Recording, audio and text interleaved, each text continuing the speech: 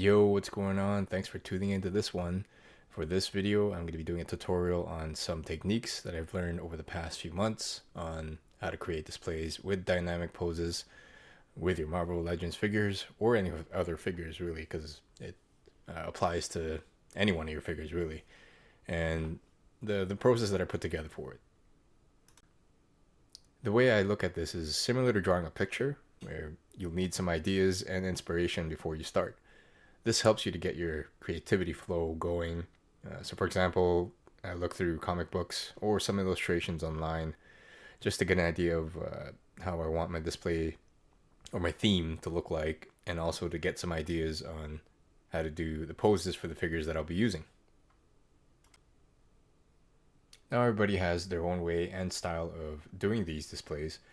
Some displays have them still in their packages, some just have them kind of just standing up beside each other in a very minimalistic way, and others just have them all jumbled up together. It's really up to you how you want these to look. But the way I see it, these action figures, they're made with articulation that are meant to do poses, and some will come with accessories as well to add detail to the figure to make it more accurate to whatever it's portraying, whether it's a comic book character, a movie character, or whatnot. After deciding the theme and the figures that you want to use, in this example, it's the Cabal Dark Reign that I built around the Marvel Legends 3-pack Cabal set, Doctor Doom, Iron Patriot, and Taskmaster.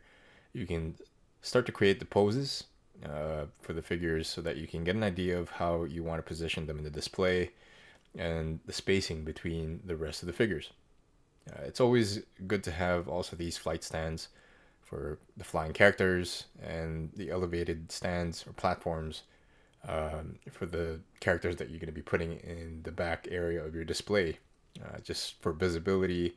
And then, of course, if they're not the larger scale figures that kind of tower over the rest of your figures. These go for really cheap on Amazon and AliExpress. I can give you the links at the bottom of the description if you guys are interested. So now that you've got them in their poses, this will probably take you the longest time to do. It's actually putting them together in your display. The easiest way I found of doing this is going from back to front. This is so you can space them out easier, make them all visible, and also to avoid any kind of accidents from your figures from the front or the back dominoing, knocking over the rest of your figures. I'm going to be honest, this has happened way too many times for me, where I would kind of get careless and fix the figure that's on the back, and then it falls over, or in the front, vice versa. So it's always good to be careful, take your time, be patient until you're happy with the result. As I mentioned earlier, this is kind of like drawing a picture, right? It takes time, and sometimes you get frustrated, and when it's not working out, it's good to take breaks as well from time to time, and then get back to it later. In the end, really, you should be going in your own pace as long as you're happy with the end result, and that's all that matters. I've already put together the display that I've been working on. This was just kind of like an example to show you guys my process on doing this. Yeah, let's check it out.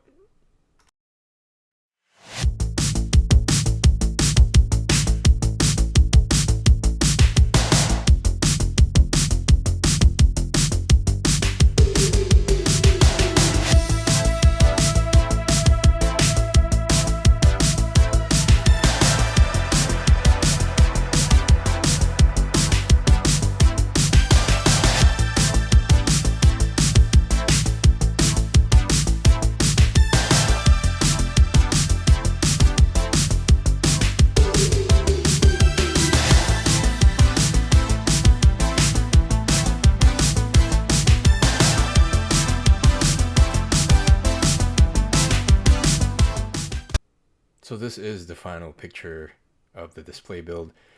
My theme is the New Avengers on this side, and on the other side is the 90s Avengers. This took me a few hours to put together, actually.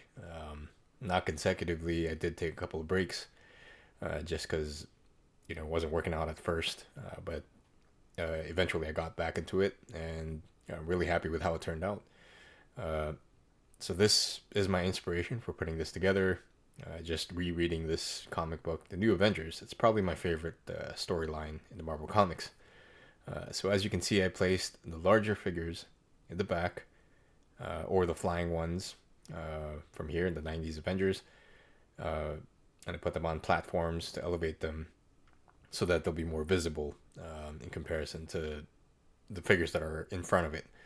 And also so I can get the spacing right for the middle figures, which is kind of like a mix of flying figures or jumping or medium-sized figures, as you can see. And then leaving the front reserved for the smaller figures, or the ones that you can have in the lower or crouching kind of poses. In this case, it's Ronin and Spider-Man. I have them kind of ducking here, and it sort of leaves the attention for the center, which is usually where I put the leader of the display. In this case, it's Captain America for both. Yeah, so it's pretty much all I've got. I hope that this video helped you guys or inspired you guys to create your own display.